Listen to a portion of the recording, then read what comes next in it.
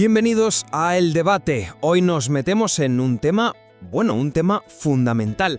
Cómo sobrevivir y quizá incluso prosperar en una crisis económica personal. Partimos de un material que nos da un dato que, la verdad, es escalofriante. 4 de cada 10 familias en España no podrían afrontar un gasto imprevisto de apenas 400 euros.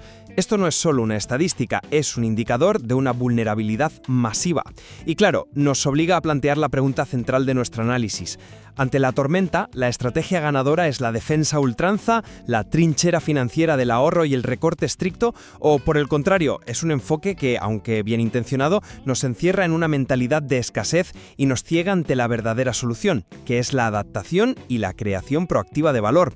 Yo voy a defender que sin una defensa férrea, sin los fundamentos del control financiero, cualquier intento de ataque es poco menos que un suicidio. Y yo, en cambio, voy a sostener que esa defensa, si bien es una pieza del puzzle, se ha convertido en una obsesión que nos distrae del juego principal.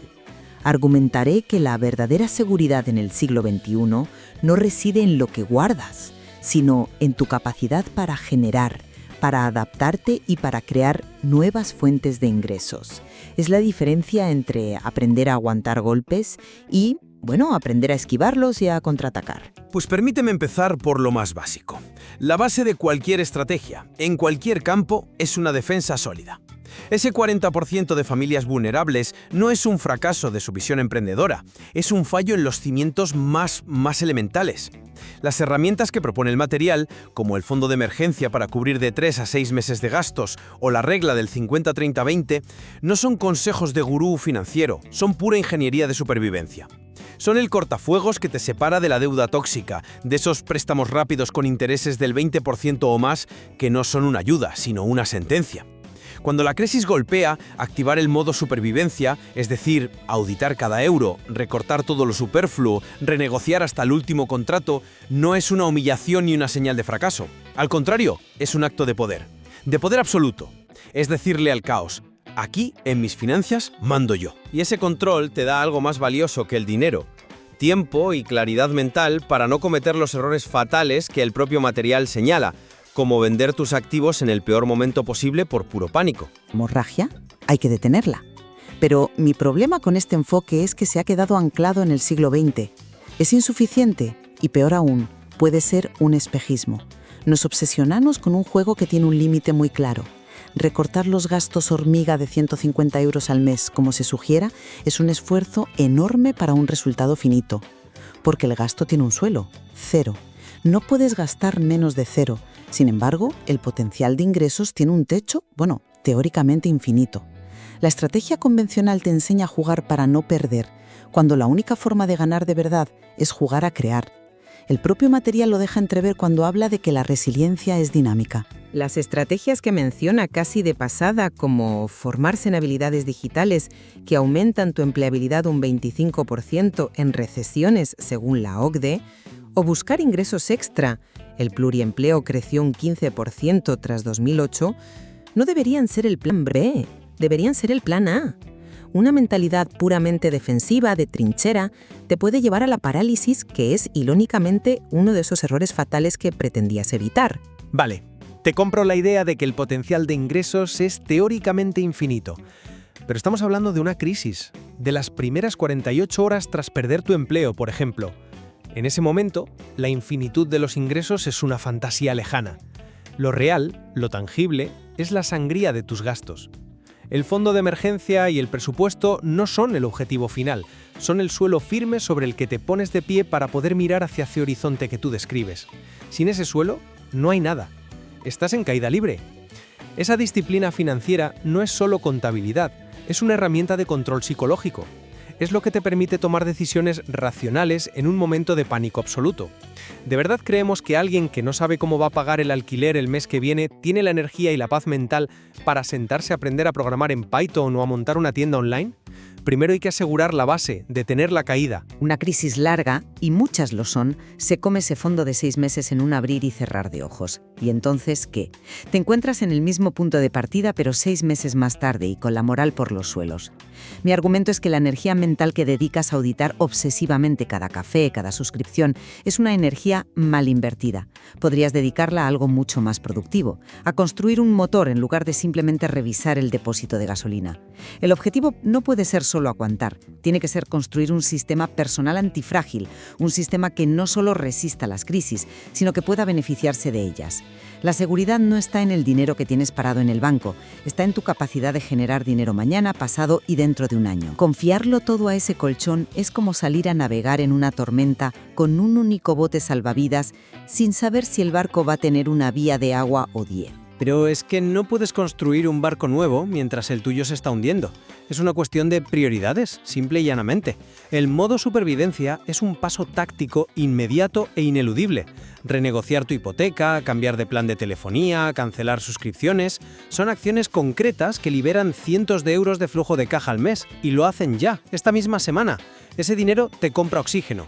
¿Cómo vas a pensar en ser creativo o en buscar oportunidades si estás literalmente ahogado por el estrés de las facturas que vencen mañana? Es como lo que decías del torniquete. Claro, que la solución a largo plazo es una operación y rehabilitación, pero si no aplicas el torniquete primero, el paciente se desangra en la mesa de urgencias. La estabilidad que te da reducir drásticamente las salidas de dinero es la primera piedra, la más crucial de cualquier reconstrucción. Intentar crear oportunidades. Sin esa base es como construir un rascacielos sobre un pantano. Entiendo perfectamente la analogía del torniquete, de verdad. El problema es que el modo supervivencia que se suele predicar no es un torniquete, es poner al paciente en un coma inducido. Lo aíslas de todo, reduces su actividad al mínimo vital y esperas a que pase la tormenta. Pero mientras está en coma, el mundo de fuera sigue cambiando a una velocidad de vértigo. Ese enfoque extremo fomenta una mentalidad de escasez que te ciega. Te concentras tanto en lo que estás perdiendo que eres incapaz de ver lo que podrías ganar.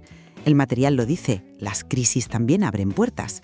Por eso, la pregunta clave no debería ser solo ¿de qué puedo prescindir?, sino simultáneamente ¿qué necesita el mundo ahora mismo?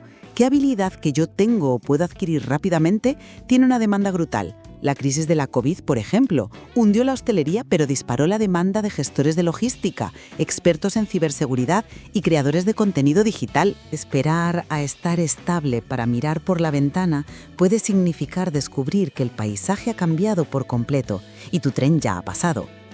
La oportunidad no espera a que tengas las cuentas saneadas.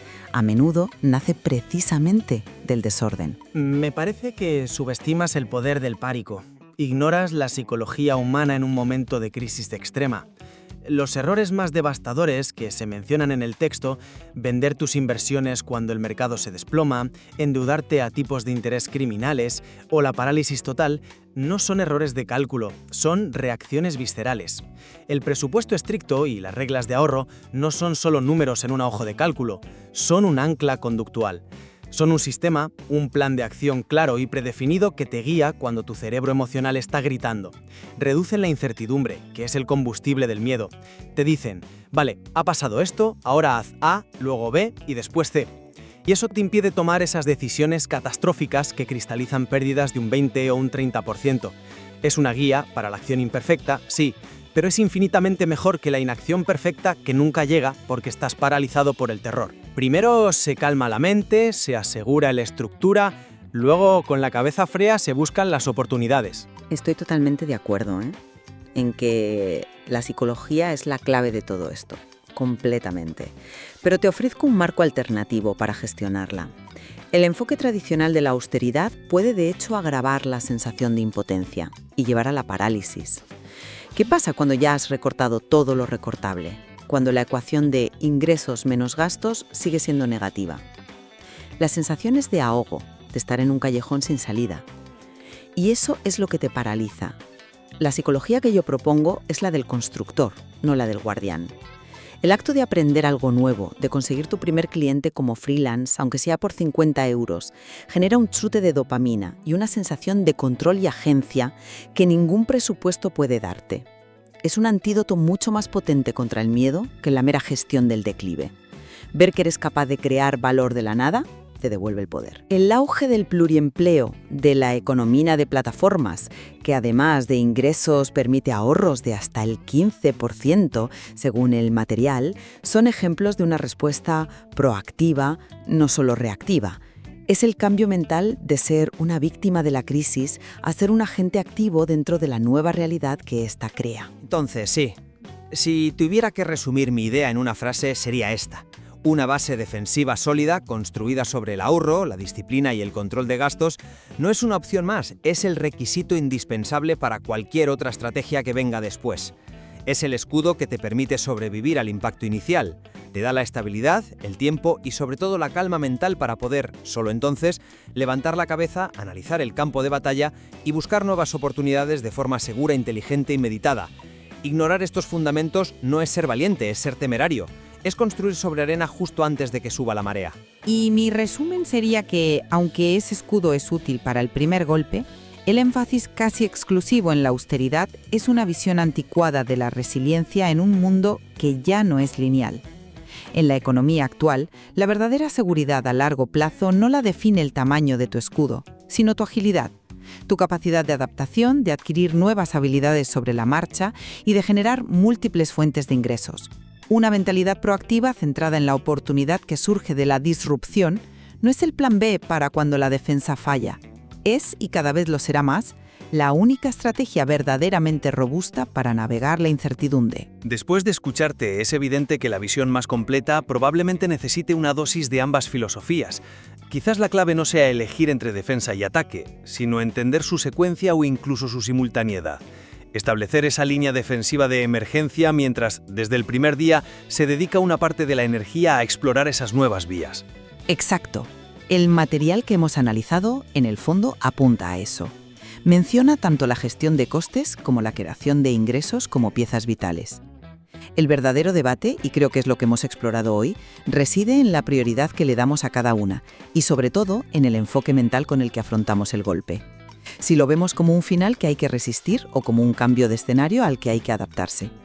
La respuesta final sobre qué estrategia priorizar, como siempre, depende de las circunstancias de cada uno y queda en manos de quien nos escucha.